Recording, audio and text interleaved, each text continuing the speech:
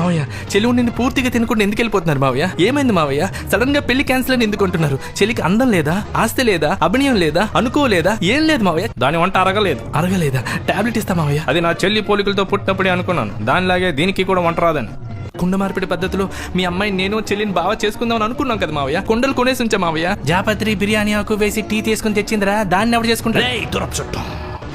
Masala tea అనుకుందిలే. ఇప్పటికే దాన్ని వంట తిని ఒంట్లో పెంట అయింది. అర్జెంటుగా అందరూ బాత్రూమ్కి వెళ్ళాలి, మమ్మల్ని వదిలే.